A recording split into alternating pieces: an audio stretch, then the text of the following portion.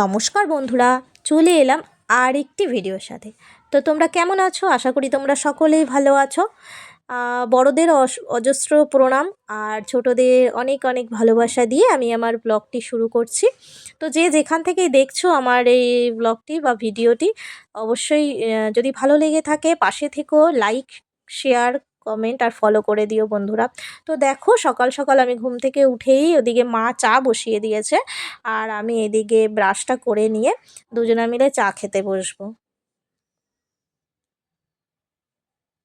আর জানো তো, ছেলে ওই ঘরে কার্টুন দেখছে আর মানে পটি করছে। আর আমরা এই ফাঁকে চাটাকে লুকিয়ে এনে আহ, মানে এই ঘরে এসে আমরা চাটা খাচ্ছি। যেহেতু চা দেখলেই না ও পাগল হয়ে যায়, তো সেই কারণে আমরা লুকিয়ে এসে চা খাচ্ছি। না হলে দেখলে পরেই বলবে মা চা দাও চা দাও করে মাথা খারাপ করে দেবে।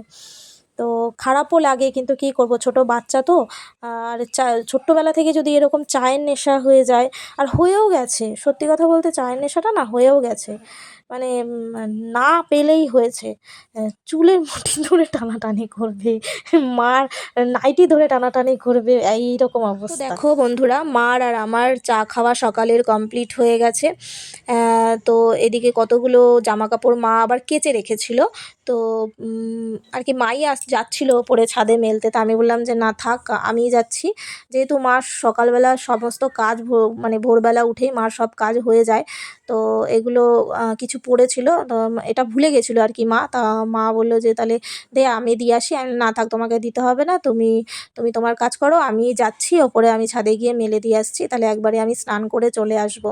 আর এদিকে আমার ছেলেকে সকালের খাওয়ানো দাওয়ানো কমপ্লিট হয়ে গেছে। তো আমার স্নান দান সব হয়ে গেছে। সকাল সকাল স্নান করে নিলে কি একটা মানে মুডটা বেশ ফ্রেশ ফ্রেশ লাগে, শরীরটার যেরকম ফ্রেশ লাগে মুডও সেই রকম ফ্রেশ লাগে। মনে হয় যেন মানে স্নান করলে মনে হয় যেন অর্ধেক কাজ হয়ে গেছে সকালবেলা, তাই না বলো বন্ধুরা? আর এইদিকে আবার ছেলে আমার বিস্কুট খাচ্ছিল। তো আমার বাবা আর কি ওর জন্য কালকে রাত্রেবেলা বিস্কুট এনেছে, আর দুখানা লেস খেয়েছে, সেই কারণে বিস্কুটটা দিইনি আমি ওর হাতে, যে না হলে ভাত খাবে না এর আগের দিন রাতে। তো সেই কারণে আর কি আজ সকালবেলা ওকে বিস্কুটটা দিলাম। তো আবার জিজ্ঞাসা করছে যে মা, বিস্কুটটা কে দিয়েছে? তা আমি বলছি এবার কে দিয়েছে বলো তো পাপা? তো বলছে যে এটা পাপা দিয়েছে। আমি বলছি না বাবা, এটা দাদা এনেছে তোমার জন্য রাতে। বলছে না, পাপা এনেছে, সেই নিয়ে আমার সাথে, না তুমি জানো না, এরকম আমার সাথে মানে রীতিমতো ঝগড়া করছে।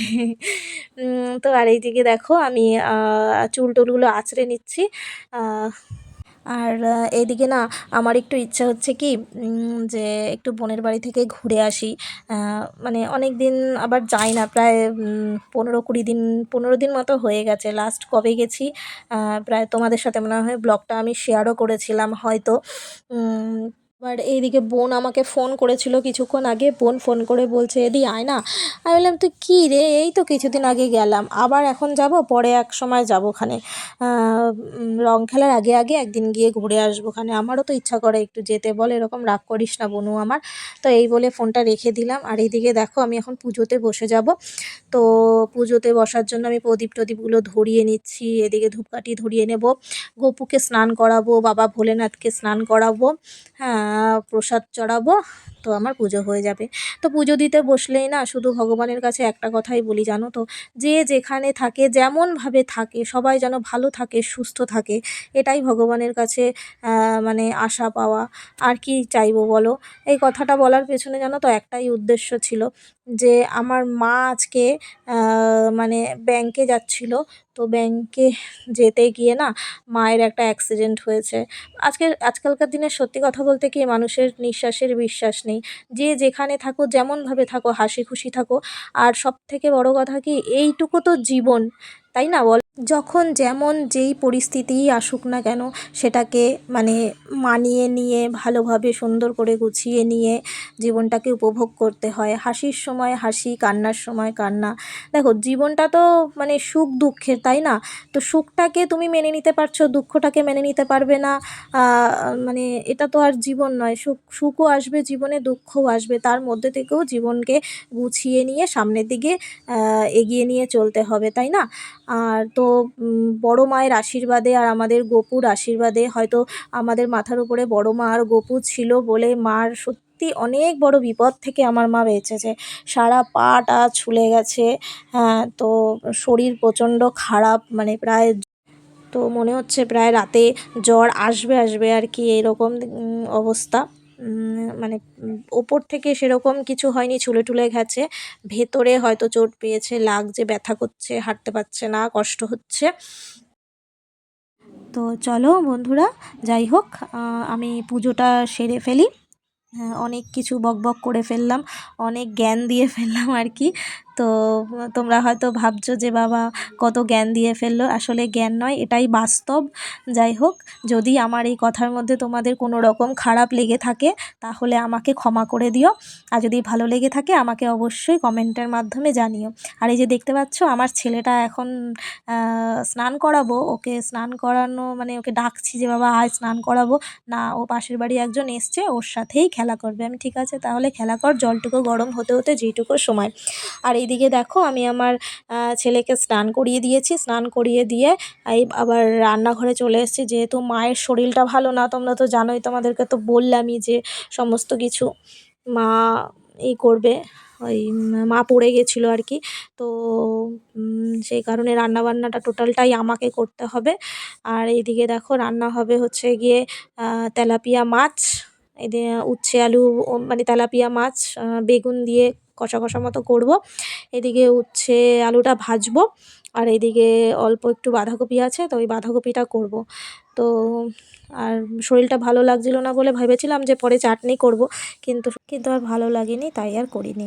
এইদিকে দেখো আমার মা এখন ছাদ ঝাড় দিচ্ছে, আমরা এখন ছাদে এসেছি। পাকা পড়ে তা কালকে বৃষ্টি হলো, তা ঝড় হলো এত পরিমাণে, তা ইয়ে তো হবেই, তোমার নোংরা তো হবেই, পাতা তো পড়বে।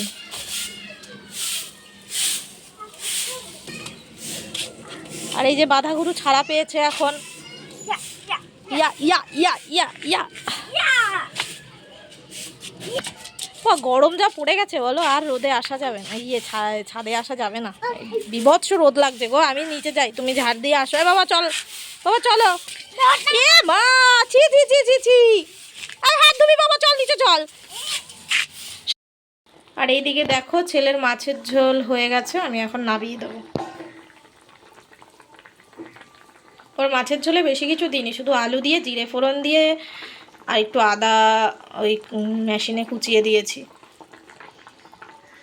তো এই যে দেখো লাস্ট বাঁধাকপিটা এখন বসিয়েছি, উচ্ছে ভাজা আমার আগে হয়ে গেছে, তো আমার রান্নাবান্না প্রায় কমপ্লিট। তো আর এই যে আমরা এখন খেতে বসবো। তো দেখো আমরা এখন খেতে বসে গেছি। আর দেখতে পারলে ছাদের ওই ভিডিওটা, হ্যাঁ তোমাদের সাথে ওই কারণেই শেয়ার করেছি, যে যত বললাম যে মা তোমাকে কিছু করতে হবে না, যার জন্য আমি রান্নাবান্না করেছি, আমার মা কথা বললে একটা কথাও শোনে না, শরীর খারাপ তুমি রেস্ট করো, যার জন্য আমি সমস্ত কিছুটা করলাম, রান্নাবান্না সব কিছু, একটা কিছু করতে দিইনি, আর সেই উনি গিয়ে ঝাড় দিয়েছে, কেন অন্য দিন দিও। যাই হোক, তো চলো বন্ধুরা আজকের মতো ভিডিওটা আমি এখানে শেষ করছি, দেখা হচ্ছে আবার অন্য কোনো ভিডিওতে। ততক্ষণের জন্য সবাই ভালো থেকো, সুস্থ থেকো, টাটা।